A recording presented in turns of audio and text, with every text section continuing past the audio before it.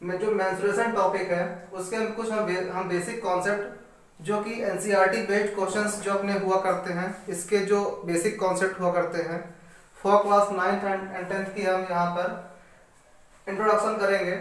तो जो बच्चे क्लास 9th और 10th में हैं तो और जो इसके जो प्रीवियस क्लासेस वाले जो स्टूडेंट भी हैं क्लास 7th 8th जो वाले जो स्टूडेंट हैं तो वो बच्चे भी इस लेक्चर को देख सकते हैं। जो 9th वाले स्टूडेंट हैं अपने 9th वाले जो स्टूडेंट हैं तो उनका चैप्टर 12 एंड 13 और जो 10th वाले स्टूडेंट हैं तो उनका भी ये चैप्टर 12 एंड 13 है। थोड़ा इधर उधर यदि होगा तो आप उसको आप चेक कर लीजिएगा। तो हम यहाँ पर हम क्या बात करने वाले हैं, यहाँ पर हम बात क्या करेंगे। सबसे पहली बात तो हम यहाँ पे 1D 2D एंड 3D की हम बात करेंगे ना। 1D and 2D and 3D shapes क्या हुआ करते हैं। 1D 2D 3D शेप्स क्या हुआ करते हैं। 1D का मीन्स वन डायमेंशनल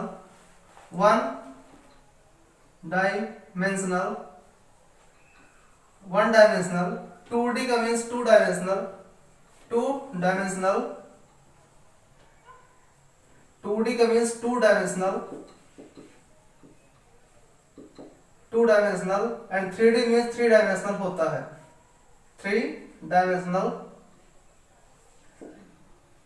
3D का मीन्स थ्री डायमेंशनल होता है। जो 1D शेप्स हमारे हुआ करते हैं वन डायमेंशनल शेप्स जो हुआ करते हैं तो यदि हम किसी भी हम लाइन को हम खींचें, जो हमारी मान लीजिए कोई लाइन यदि हमने खींच दी है तो ये लाइन हमारी क्या कहलाती है। ये लाइन जो है हमारी ये वन डायमेंशनल में है। जैसे क्या है, मान लीजिए कि कोई आपकी ट्रेन है जो कि ट्रेन जो है रेल्स के ऊपर रन करती है। ठीक है, ट्रेन मूव्स ऑन रेल्स। इसका एक एग्जांपल ये है कि कोई भी ट्रेन जो है एक सीधी रेखा में सीधी लाइन में जब चलती है तो इसको वन डायमेंशनल मोशन बोलते हैं।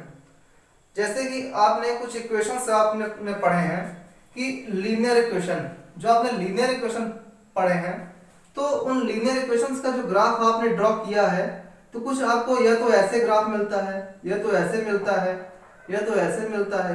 कोई भी ग्राफ जो है आपको बिल्कुल सीधी लाइन में मिला करता है। तो जो लीनियर हुआ करता है तो वो भी एक वन डायमेंशनल मोशन को आपको शो किया करता है। तो वन डायमेंशनल में आप एक बेसिक कॉन्सेप्ट आप ध्यान रखें। यहाँ पर जो भी बात होगी तो केवल लेंथ में वो बात हुआ करती है, ब्रेड्थ में बात नहीं होती है। और यदि आप किसी पॉइंट का डायरेक्शन, यदि आप किसी पॉइंट को आप दिखाना चाहें, जो हमने ये पॉइंट रख दिया है यहाँ पे, तो ये पॉइंट क्या होता है कि डायमेंशन लेस होता है। ये पॉइंट इज डायमेंशन लेस। आप हमेशा ध्यान रखिए, पॉइंट ये डायमेंशन लेस। और जो टू डायमेंशनल शेप्स ऐसे शेप्स हुआ करते हैं कि जिसको कि हम एक प्लेन फ्लैट सरफेस पर हम उसको ड्रॉ कर सके। जैसे क्या है, एक स्क्वायर यहाँ पे हमने बना दिया है। ये हम स्क्वायर को हम इस प्लेन सरफेस पे हम ड्रॉ कर पा रहे हैं। ये हमारा क्या बना, स्क्वायर है। ये क्या बना हुआ है हमारा, ये रेक्टेंगल है। ये हमारा रेक्ट एंगल बना हुआ है ये। उसके बाद में यदि हम सर्कल की बात करें, यदि हम किसी ट्रायंगल की बात करें, तो यहाँ पर हम जो भी हमारे फिगर्स हमने ड्रॉ कर रहे हैं, हम इन फिगर को टू डायमेंशनल शेप्स हम बोलते हैं। टू डायमेंशनल का मीन्स जहां पर टू डायमेंशंस मतलब क्या, लेंथ एंड ब्रेड्थ। जहां पे लेंथ और ब्रेड्थ हुआ करती है उस तरह के जो फिगर होते हैं उसको टू डायमेंशनल शेप्स हम बोलते हैं। जैसे स्क्वायर की बात करें तो स्क्वायर में लेंथ भी होती है। यहाँ पे हम ये स्क्वायर में लेंथ भी हुआ करती है एंड ब्रेड्थ भी हुआ करती है। रेक्टेंगल में ये अपनी क्या है, लेंथ है पूरी, और ये अपनी क्या है, ब्रेड्थ है पूरी ये। ठीक, उसके बाद में यदि हम सर्कल में हम बात करें तो हम सर्कल को हम यदि अभी हमने क्या बताया कि ऐसे कोई भी फिगर जिसको कि एक फ्लैट सरफेस पे हम ड्रॉ कर सकें वो भी 2D फिगर कहलाते हैं। तो सर्कल में आप कंसीडर कर सकते हैं, यहाँ पे आप लेंथ एंड विड्थ आप डिफाइन नहीं कर सकते हैं। सर्कल में आप कंसीडर आप कीजिए कि इसमें लेंथ एंड विड्थ हुआ करती है, कुछ एक्सेप्शन तो आपको हर जगह मिल जाया करते हैं। तो सर्कल आपका क्या है, 2D शेप होता है। ये circle is a 2D shape and triangle is also a 2D shape. तो आप इसका एग्जांपल, अलग अलग एग्जांपल आप क्या आप जान पाएंगे। सर्कल, स्क्वायर, ये सब क्या होते हैं, सब 2D शेप्स हुआ करते हैं। जैसे कि क्या है, ट्रायंगल की यदि हम बात कर ले, ट्रायंगल तो हमने यहाँ पे ड्रॉ कर लिया है। अब बात हम किसकी हम कर रहे हैं, 3 डायमेंशनल शेप्स की। 3 डायमेंशनल शेप्स की, ऐसे शेप्स विच है shapes have length breadth and height that are called 3 dimensional shapes। ऐसे शेप्स जिसमें लेंथ, ब्रेड्थ एंड हाइट हुआ करती है उसको हम 3 डायमेंशनल शेप्स हम बोलते हैं। जैसे क्या है, यदि हम स्क्वायर से बात करें तो स्क्वायर से हमारा क्या बनेगा, क्यूब बनेगा। उसके बाद यदि हम रेक्टेंगल की बात करें तो हमारा रेक्टेंगल से हमारा क्या बनेगा, क्यूबॉइड बनेगा। हमारा रेक्टेंगल से हमारा क्यूबॉइड बनेगा। सर्कल से हम बात करें, सर्कल से क्या बनेगा, स्फीयर हमारा बन जाएगा। ट्रायंगल से बात करें, ट्रायंगल से हमारा क्या बनेगा, कोन भी हमारा बन सकता है और पिरामिड भी हमारा बन सकता है। ट्रायंगल से हमारा कोन भी बन सकता है और पिरामिड भी हमारा बन सकता है। ठीक, यदि हम पिरामिड की हम बात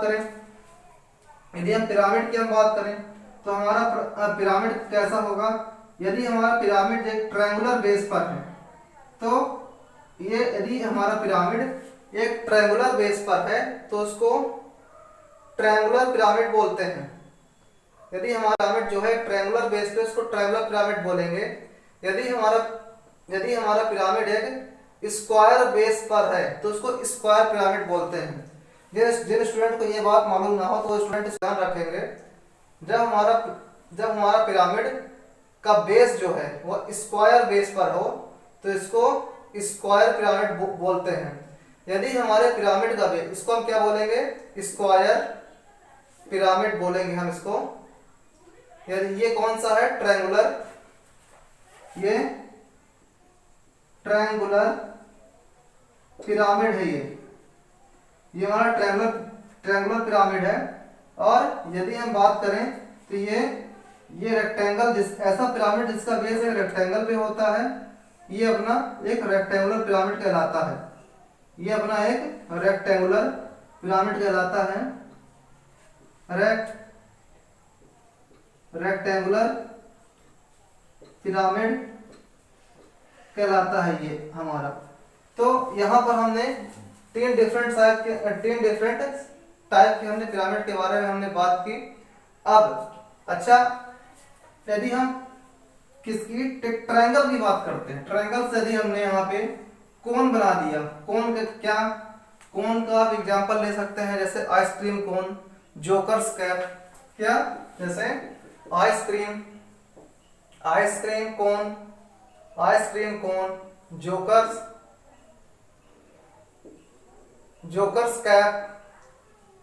कैप। तो आपके डिफरेंट टाइप के आप एग्जांपल आप लोगे। तो हम इस तरह से हम डिफरेंट टाइप के हम शेप्स हम लेंगे यहाँ पे। तो हमने क्या बोला कि 3 डायमेंशनल शेप्स ऐसे शेप्स हुआ करते हैं जिसमें लेंथ, ब्रेड्थ और हाइट हुआ करती है। यदि आप क्यूब की आप बात करें, क्यूब यदि हमने ऐसा बनाया, ये क्यूब, सॉरी ये अपना तो क्यूबॉइड बन रहा है। क्यूब में आप ध्यान रखेंगे लेंथ, ब्रेड्थ और हाइट क्या होती है, तीनों इक्वल हुआ करती हैं। क्यूब में लेंथ, ब्रेड्थ और हाइट क्या होती हैं, इक्वल हुआ करती हैं। यदि हम इस क्यूबॉइड की बात करें, यहाँ पे, तो यहाँ पे क्या हो जाएगी, यहाँ से यहाँ तक ये जो पूरी अपनी ये वाली लाइन है, ये लेंथ है इसकी। और हम इसकी बात करें तो ये अपनी क्या हो जाएगी, पूरी ब्रेड्थ हो जाएगी। और इसकी बात करें तो ये पूरी अपनी क्या हो जाएगी, हाइट हो जाएगी। ये तो इसकी L लेंथ है, B हमारी क्या हो जाएगी, ब्रेड्थ हो जाएगी, और S क्या हो जाएगी, हाइट हमारी हो जाएगी। तो क्यूबॉइड में क्या होता है, अपनी लेंथ ब्रेड्थ और height all are different. Cuboid में अपनी लेंथ ब्रेड्थ और हाइट सभी क्या होती हैं, डिफरेंट हुआ करती हैं। और इसके जो डायगोनल की यदि हम बात करते हैं, डायगोनल क्या होता है, एक वर्टेक्स से दूसरे वर्टेक्स को मिलाने वाली एक जो लाइन होती है उसको हम डायगोनल बोलते हैं। अब बात आती है यहाँ पे वर्टेक्स की, फेसेस की, इजेस की। किसकी, वर्टेक्स, फेसेस, इजेस की। हम इसको पढ़ने से हम पहले आप थोड़ा इनमें आप देख लीजिए कि क्यूब में क्या होता है। क्यूब में अपना ऑल साइड्स आर इक्वल, इसमें सभी साइड्स इक्वल हुआ करती हैं। क्यूब में लेंथ ब्रेड्थ हाइट हुआ करती है। क्यूबॉइड में लेंथ ब्रेड्थ एंड हाइट हुआ करती है। स्फीयर में जिस तरह आपने यहाँ पर एक्सेप्शन के उनके तौर पर आपने सर्कल को पढ़ा था, तो आप यहाँ पर आप स्फीयर को आप पढ़ेंगे। स्फीयर में आप लेंथ ब्रेड्थ और हाइट को आप कंसीडर कर लीजिए, मान लीजिए कि इसमें आपकी लेंथ ब्रेड्थ और हाइट हुआ करती है, लेकिन हाइट तो आप जान ही रहे हो ना, कह सकते हो। स्फीयर का एग्जांपल, अच्छा पहले हम सर्कल का हम एग्जांपल बताएं। सर्कल का एग्जांपल क्या होता है, बैंगल। जो आप चूड़ी यदि किसी स्टूडेंट ने देखी है तो वो बैंगल हुआ करते हैं, और सर्कल का एक एग्जांपल बैंगल हुआ करता है। आप इसको यूं आप ड्रॉ करते हैं। और स्फीयर का एग्जांपल क्या होता है, ग्लोब, अर्थ इसका एग्जांपल होता है, ग्लोब, अर्थ। एंड क्या, लड्डू जो आपने देखा है दिवाली में, आपने जो लड्डू देखे हैं दिवाली या तो मोस्टली जो आप डिफरेंट ओकेशंस पे आप देखते हो। और बॉल क्रिकेट बॉल जो अपनी है, तो वो सब एग्जांपल किसके होते हैं, स्फीयर के होते हैं। आप जनरली क्या है, चाहे तो आप सर्कल की बात करो तो स्फीयर की बात करो, आप बनाते तो आप दोनों को आप इस तरह से हो। ये आपका जो स्फीयर होता है आपका सॉलिड होता है, स्फीयर आपका सॉलिड हुआ करता है, जबकि सर्कल क्या हुआ करता है आपका सॉलिड नहीं हुआ करता है, एक राउंडेड हुआ करता है। आप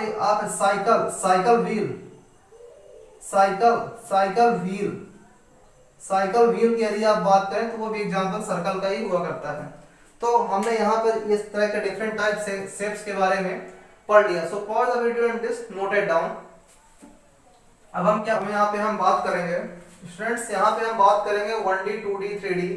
तो 1D का एग्जांपल तो अभी हमने डिस्कशन कर लिया है। वन डायमेंशनल शेप्स ऐसे कि जिसमें केवल लेंथ की हम बात करें तो क्या कहलाते हैं, one dimensional. Train on railway track, किसी भी रेलवे ट्रैक में ट्रेन की जो मोशन होती है वो वन डायमेंशनल मोशन हुआ करती है। यदि हम बात करें 2D की, यदि हम बात करें यहाँ पे तो 2 डायमेंशनल होते हैं। यहाँ पर हम लेंथ और ब्रेड्थ में हम बात किया करते हैं। जो अपना स्क्वायर हुआ करता है, स्क्वायर की यदि हम बात करें, रोम्बस की बात करें, रोम्बस जो आपने इससे पहले वाले चैप्टर में जो क्लास 9 के स्टूडेंट हैं, तो जो इससे पहले ज्योमेट्री में जो आप पढ़ चुके हो रोम्बस, आप वहां पे आप पढ़ चुके हो। काइट यदि आपने पढ़ी है, तो ये जो स्क्वायर के डिफरेंट फॉर्म हुआ करते हैं, तो ये तो 2D शेप हुआ करते हैं। रेक्टेंगल एंड पैरेललोग्राम जो आपके 2 डायमेंशनल शेप्स कहलाते हैं। Circle and wheel of the cycle, जो साइकिल का आपका पहिया होता है, जो साइकिल का आपका पहिया होता है तो सर्कल का एग्जांपल है। जो ट्रायंगल आपका हुआ करता है, ट्रायंगल तो 2D का एग्जांपल हुआ करता है। आप इन सब में आप देखेंगे तो आपको लेंथ और ब्रेड्थ आपको मिलेगी। और ये जो सारे के सारे जो शेप्स हैं, आप इसको प्लेन सरफेस पे आप ड्रॉ कर सकते हो। अब उसके बाद में बात करते हैं 3 डायमेंशनल। 3 डायमेंशनल की बात, motion of the air molecules, जो आपके एयर मॉलिक्यूल्स हुआ करते हैं उनकी मोशन की यदि आप बात करें तो आप अभी हमारे आसपास बहुत सारे भी एयर मॉलिक्यूल्स हैं लेकिन हमको दिखाई नहीं दे रहे हैं। तो जो उनकी मोशन हुआ करती है एयर मॉलिक्यूल्स की, वो 3 डायमेंशनल में हुआ करती है, आपकी 3D में हुआ करती है। यदि हम क्यूब की बात करें, जो क्यूब हुआ करता है वो आपका स्क्वायर से फॉर्म होता है। और क्यूबॉइड की बात करें तो क्यूबॉइड आपका रेक्टेंगल से फॉर्म हुआ करता है। सर्कल की बात करें, सर्कल आपका स्फीयर से फॉर्म हुआ करता है। सर्कल से अपना स्फीयर बनता है। उसके बाद हम बात करें ट्रायंगल की, तो हमारा ट्रायंगल से कोन फॉर्म करता है, पिरामिड फॉर्म किया करता है। तो यहाँ पर हम कुछ बात करें कि एरिया की हम बात करें, हम उसके बाद में हम क्या पढ़ेंगे, फॉर्मूला के हम बारे में हम बात करेंगे इनमें, कि इसमें कि स्क्वायर का फॉर्मूला, रोम्बस, काइट, रेक्टेंगल, इसमें एरिया एंड पेरीमीटर इसमें क्या हुआ करता है।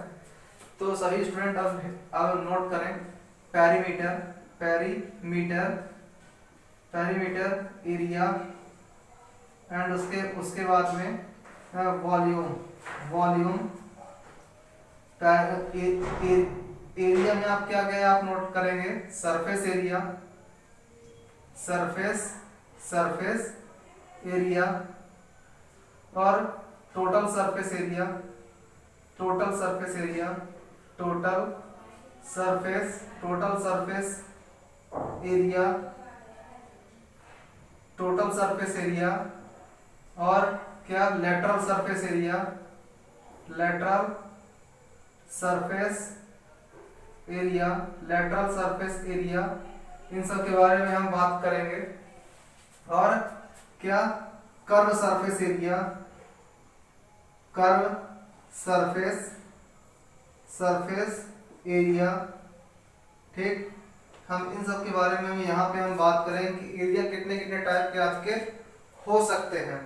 यदि हम 2D की बात करें तो वहाँ पे ये 2D में हम किस तरह के एरिया फाइंड किया करते हैं, और 3D जो फिगर हुआ करते हैं हमारे, तो वहाँ पे किस तरह के एरिया फाइंड करते हैं।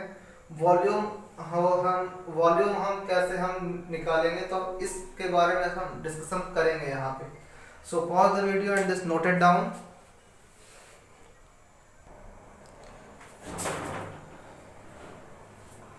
यदि स्टूडेंट हम स्क्वायर की बात करते हैं, किसकी बात करें, स्क्वायर की बात करते हैं, तो स्क्वायर में हमारा लेंथ एंड ब्रेड्थ हमारी इक्वल हुआ करती है।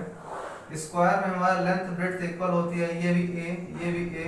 हमने इसकी सभी साइड की लेंथ को यदि हम ए हम मान ले यहाँ पर, तो हमारा क्या एरिया कितना हो जाएगा, हमारा area equal to side square होता है, साइड स्क्वायर। इसको शॉर्ट में हम ए स्क्वायर में लिख दिया करते हैं। उसके बाद में स्क्वायर यूनिट, स्क्वायर यूनिट। यहाँ पे हम एरिया के लिए हम कौन सी यूनिट हम इस्तेमाल करते हैं, एरिया के लिए हम स्क्वायर यूनिट इस्तेमाल करते हैं। इस एरिया के लिए हम स्क्वायर यूनिट इस्तेमाल करते हैं, और वॉल्यूम के लिए हम क्यूबिक यूनिट हम इस्तेमाल किया करते हैं। और पेरीमीटर के लिए हम क्या इस्तेमाल करते हैं, केवल हम यूनिट इस्तेमाल किया करते हैं। अब ये स्क्वायर यूनिट, क्यूबिक यूनिट और यूनिट क्या हुआ करती है, यूनिट जैसे कि आपकी क्या, सेंटीमीटर, मीटर, किलोमीटर, ठीक, किलोमीटर, मिलीमीटर, ये सब हमारी क्या कहलाती हैं, यूनिट कहलाती हैं। आपका जब भी पेरीमीटर में आपका आंसर आएगा, तो मान लीजिए कि मैंने कोई भी यूनिट ली, 5 सेंटीमीटर आएगा आपका आंसर, ठीक है ना। यदि हम पेरीमीटर की बात करते हैं तो 5 सेंटीमीटर, 25 सेंटीमीटर, मैंने कुछ एज्यूम कर लिया है 25 सेंटीमीटर। यदि आप एरिया की बात करते हैं तो एरिया में आपका किस तरह का आंसर आएगा, एरिया में आपका 25 सेंटीमीटर स्क्वायर, 50 मीटर स्क्वायर, कुछ आपका इस तरह से आंसर आएगा। ये जो आपकी यूनिट, जो आपका स्क्वायर वाले टर्म्स जो 2 जब लगा हुआ तो ये मतलब स्क्वायर यूनिट है ये आपकी। यदि आपका वॉल्यूम है तो वॉल्यूम में आपको कैसा आंसर आएगा, मान लीजिए 25 centimetre cube, 25 centimetre cube, 70 metre cube, ठीक है, कुछ इस तरह का आंसर आएगा। यहाँ पे तो मैंने ये 25 70 25 50 ये सब मैंने एज्यूम करके लिख दिया है। इसके प्लेस पर आपको कुछ और भी आ सकता है, मीटर, सेंटीमीटर क्यूब, ये सब आपका हो जाएगा। अब हम क्या देखिए, यहाँ पे एरिया की बात करते हैं, side square equal to A square, square unit आपका यहाँ पे इस्तेमाल होता है। यदि हम पेरीमीटर की बात करते हैं, पेरीमीटर की बात करते हैं यदि हम, तो यहाँ क्या होता है, 4 इंटू साइड हुआ करता है। क्या होता है, 4 इंटू साइड आपका हुआ करता है। और जो आपकी यूनिट आएगी तो आपकी वो केवल यूनिट पर यहाँ पे लगती है। अब बात करते हैं डायगोनल की। डायगोनल क्या हुआ करते हैं, यदि आप इस कोने से आप मिला देते हो तो उसको स्क्वायर में, मान लीजिए कि एक साइड की लेंथ क्या है, ए बी आपको दिया हुआ है, और ये क्या है, BC है, ये आपका क्या है, BC है, और ये आपका क्या है, CD है, और ये DA है। तो A से लेकर C तक का डिस्टेंस क्या कहलाता है, ये आपका डायगोनल कहलाता है। ये आपका डायगोनल कहलाता है आपका। ये जिन स्टूडेंट को ना मालूम हो तो इसको ध्यान रखेंगे। किसी भी, चाहे तो वह स्क्वायर हो, चाहे तो वह रेक्टेंगल हो, क्या हो, चाहे तो वह रेक्टेंगल हो, तो रेक्टेंगल में भी हमारे दो डायगोनल हुआ करते हैं। यहाँ किस तरह का हमारा डायगोनल, यहाँ पे हमारा इस तरह का डायगोनल। यदि हम स्क्वायर के डायगोनल की बात करें तो आपको डायगोनल आप किस तरह फाइंड करोगे, तो हम यहाँ क्या देख रहे हैं कि किसी भी स्क्वायर में उसका हर एक एंगल जो है 90 डिग्री का अपना हुआ करता है। तो हम यहाँ पर पाइथागोरस थ्योरम इस्तेमाल कर सकते हैं। तो diagonal of square equal to क्या हो जाएगा, AC square equal to AB square plus BC square. AB आपका क्या हो जाएगा, यहाँ पे A का स्क्वायर आपका हो जाएगा, प्लस BC आपका क्या हो जाएगा, ये A का स्क्वायर हो जाएगा आपका। इन दोनों को कंबाइन कर दीजिए तो ये 2A स्क्वायर हो जाएगा, 2A square in the root. अब A स्क्वायर जो रहेगा तो वो स्क्वायर रूट से बाहर आ जाएगा, A√2। तो AC इक्वल टू आपका A√2 आपका आंसर निकल करके आएगा। वो तो आपको मालूम है कि जब ये 2 लिखा हुआ है, जब इक्वल का जब इस साइड से इस साइड जाया करता है तो रूट में हमारा आ जाता है आंसर, कोई भी होता है। तो AC इक्वल टू A√2 क्यों, अब क्योंकि ये एक लेंथ है, ये एक लंबाई है, तो हम यहाँ पे क्या इस्तेमाल करेंगे, यहाँ पे हम यूनिट इस्तेमाल करेंगे, यहाँ पर हम यूनिट इस्तेमाल करेंगे। तो इसका किसी भी स्क्वायर का डायगोनल फाइंड करने का फॉर्मूला A√2 हुआ करता है। A√2 होता है where A is the length of the side, जहां पर A क्या होता है, किसी भी साइड की लेंथ होती है। ठीक है, सभी स्टूडेंट इसको नोट करते चलेंगे। अब हम यहाँ पे हम बात किए, अब उसके बाद में रेक्टेंगल की यदि हम बात करें तो रेक्टेंगल में मान लीजिए कि ये A है, ये B है, ये C है, ये D है। कुछ मेजर टर्म्स आप ध्यान रखें कि पेरीमीटर क्या होता है, एरिया क्या होता है, डायगोनल क्या हो जाएगा, पेरीमीटर होता है 2 × L + B, और जो 2 × L + B होता है, मतलब कोई भी हमारा फिगर है, यदि हमको उसका पेरीमीटर निकालना है, चाहे तो स्क्वायर हो, चाहे तो रेक्टेंगल हो, चाहे तो आपका ट्रायंगल हो, आप वहां पर उसकी आप सभी साइड्स को, जो आपकी ये साइड दी है, ये साइड दी है, ये साइड है, आप सभी को आप प्लस कर दीजिए। प्लस करने पर जो आएगा वो आपका पेरीमीटर निकल करके आएगा। आप जरा ध्यान से आप देखिए, यहाँ पर जो हमने पेरीमीटर 4A लिखा हुआ है, यदि आप इन चारों साइड्स को आप ऐड करोगे 4 times, A + A + A + A equal to, ये 4 टाइम्स मिलकर के 4A हो जाएंगी। उसी तरह से यदि हम रेक्टेंगल की बात करें तो यदि आप इसमें लेंथ कितनी है, 2 लेंथ है एंड 2 ब्रेड्थ है, उन दोनों को आप ऐड कर देंगे तो आपका 2L + B आपका फॉर्मूला निकल करके आएगा। जब आपका पेरीमीटर होता है उस सम ऑफ द साइड्स, मतलब कि टोटल साइड्स हमारी जितनी हुआ करती हैं, तो उसमें बात होती है, तो हमारा वहां पर यूनिट हमारी काम करती है। यूनिट केवल हम मीटर, सेंटीमीटर इस सब का इस्तेमाल करते हैं। अब बात करें एरिया की। एरिया क्या होता है, किसी भी रेक्टेंगल का एरिया कैसे निकालते हैं, L × B। जिस तरह स्क्वायर में साइड × साइड था, क्यों था साइड × साइड, क्योंकि इसकी लेंथ और ब्रेड्थ दोनों इक्वल थी, तो इसमें साइड × साइड हमने कर दिया था। रेक्टेंगल में लेंथ और ब्रेड्थ दोनों डिफरेंट होती हैं, इसीलिए हमने L × B कर दिया है। और इसकी जो यूनिट आएगी, स्क्वायर यूनिट हो जाएगी है ये स्क्वायर यूनिट आपकी हो जाएगी। डायगोनल फाइंड करने के लिए आप क्या करोगे, ये आपका एल है, ये आपका एल है, लेंथ है आपका, और ये आपका क्या है, बी है। तो आप एसी का लेंथ आप कैसे आप फाइंड करोगे, AC diagonal AC square equal to by Pythagoras theorem से आप ऐसा कर रहे हो। तो क्या होता है, किसी भी राइट एंगल ट्रायंगल में हाइपोटेनस का स्क्वायर अदर टू साइड्स के स्क्वायर के सम के इक्वल हुआ करता है।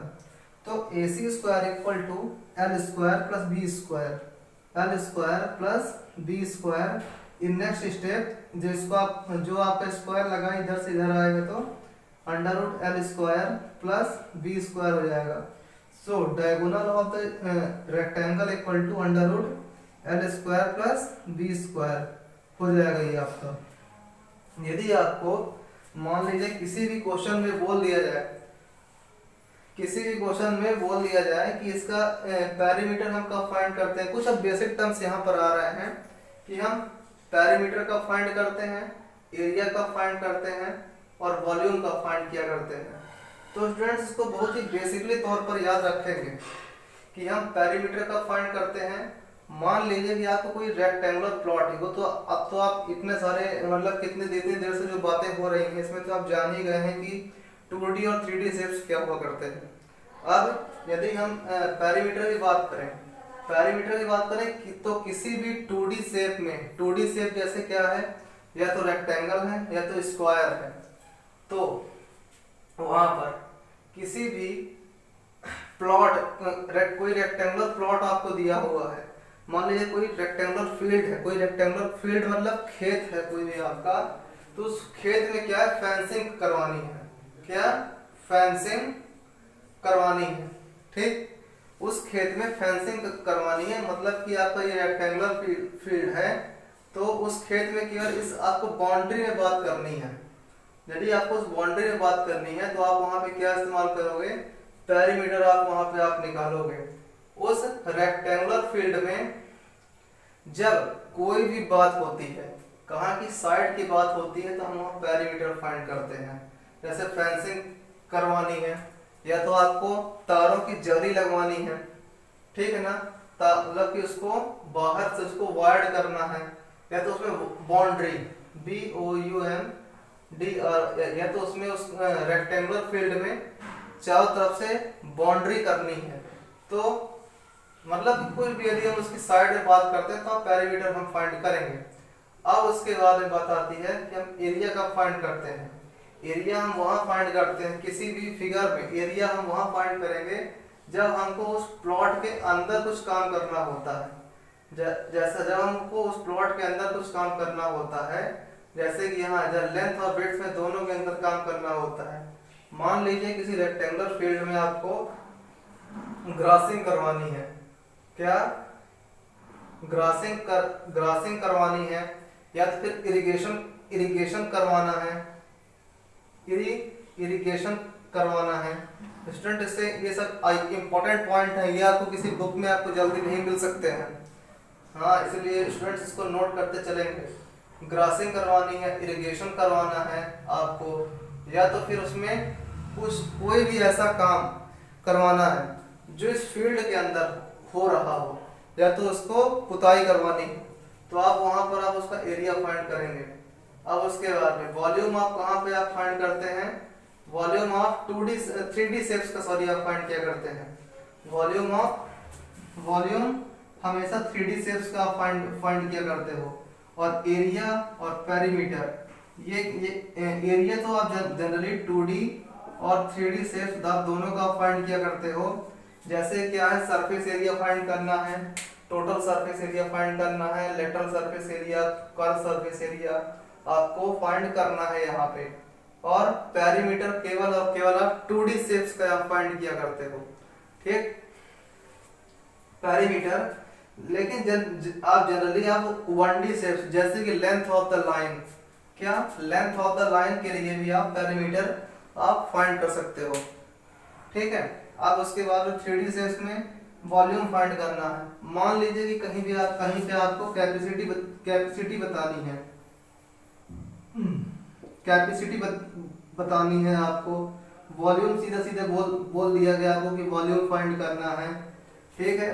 तो वहां पर आपको वॉल्यूम फाइंड करना पड़ेगा। अब जो स्टूडेंट ने इसको नोट ना किया हो, एक बार वीडियो पॉज करके इसको नोट कर लें।